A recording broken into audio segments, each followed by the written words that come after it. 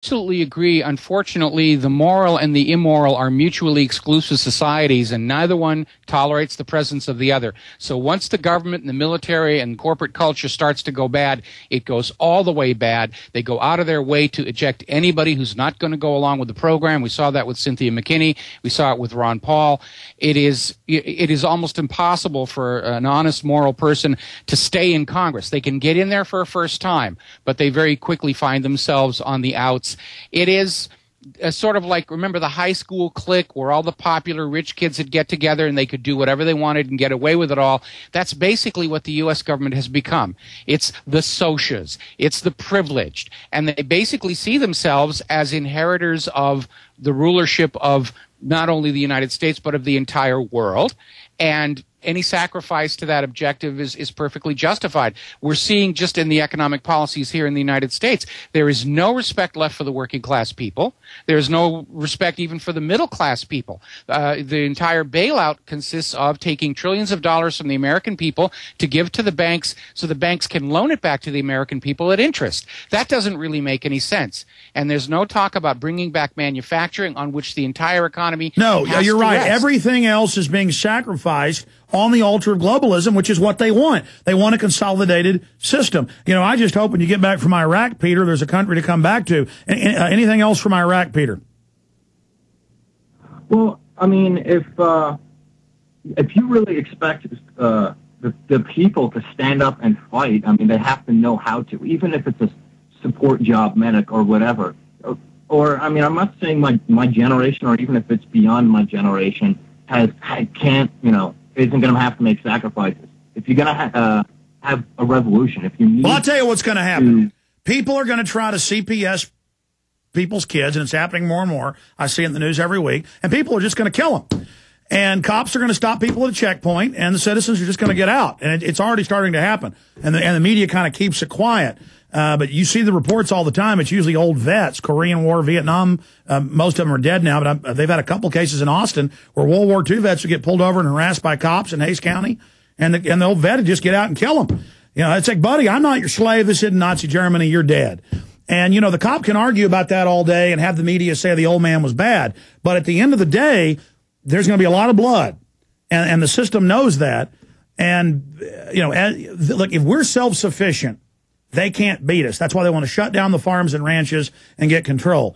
And, you know, if we try to have a Continental Congress or something like that, they're going to send feds in. They'd stage a truck bomb outside and say we did it. We've got to grassroots take over the counties and cities. These big centralized assaults aren't going to work. We've got to try to keep it peaceful as long as we can, but they're not going to be peaceful. These guys are arrogant. They never have lost in the past. This is what always happens. They're going to start fights with us, and you're going to know.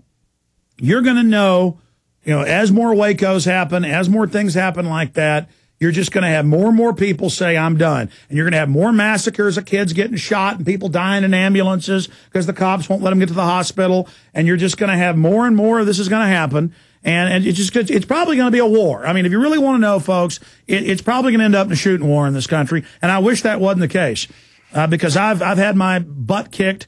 And I've, lived a little bit. I know it's not fun and not macho, but it is what it is. And I'm not licking boots, and I'm not going along with this crap anymore. And so it is what it is. And so the troops need to decide whose side they're on and what they're going to do. Anything else from Iraq, Peter? Well, if you don't know how to fight, you're going to be cut down like fodder. That's pretty much it. Just because you shoot a gun doesn't mean you know what you're doing.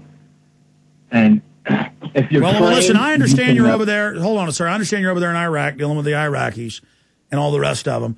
But the French resistance caused the Nazis a lot of problems, and they'd already been a disarmed public. It's like moose hunting. You know, in moose hunting, there's a lottery, and like 1 in 5 guys gets a moose ticket. I mean, if people actually decided to go after the police and military, let's say there's 2 million of them. Let's say there's 3 million of them.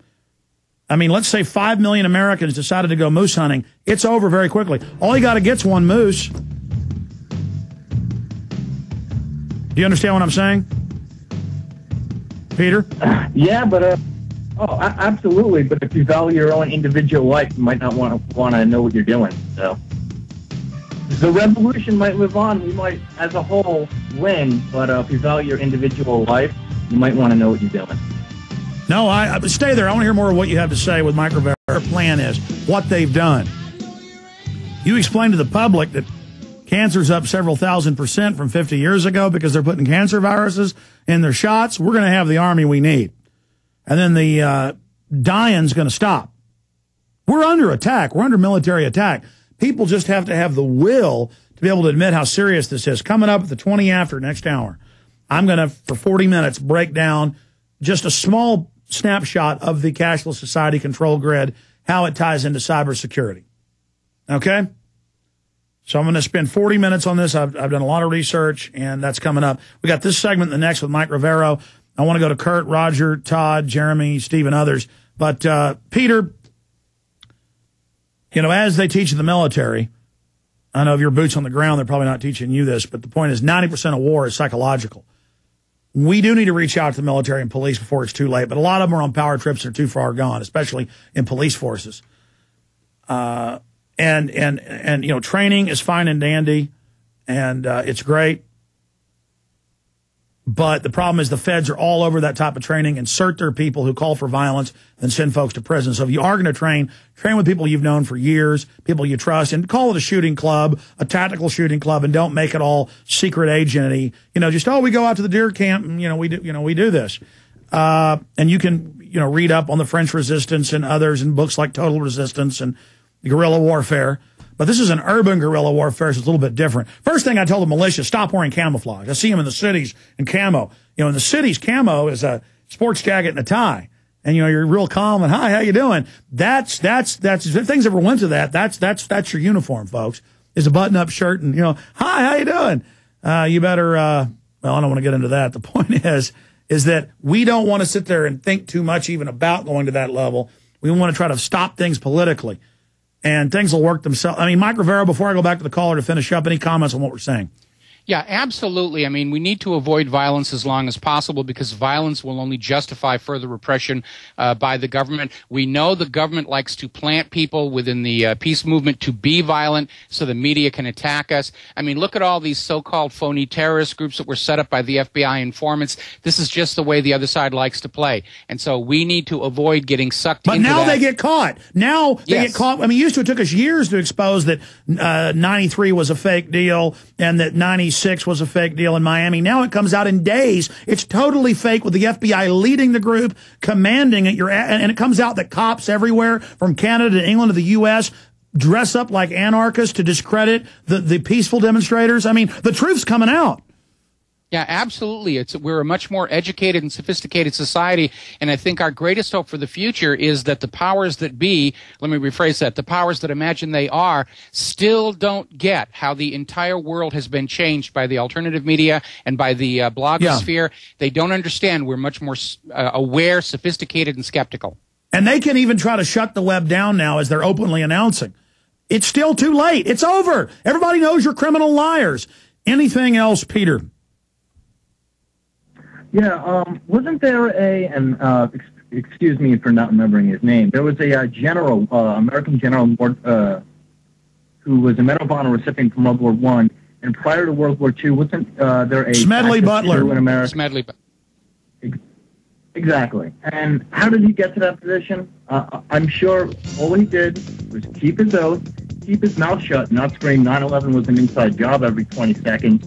Do your job, and when it comes down, and you know what's going on, and the order comes down, that's when you do it. But if you're labeled, you're that guy, instead of just, I'm just doing my job. No, great point. Butler went along till the very last minute, and then he blew the whistle on him. You got a great point. We need sleepers as well in the info war. So be that sleeper.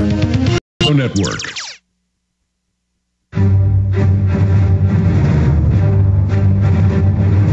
Big Brother, mainstream media, government cover-ups. You want answers? Well, so does he.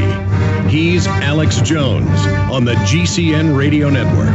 And now, live from Austin, Texas, Alex Jones.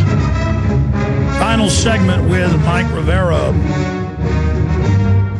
Yes, there is something to be said, as the last caller was saying from Iraq, the military, to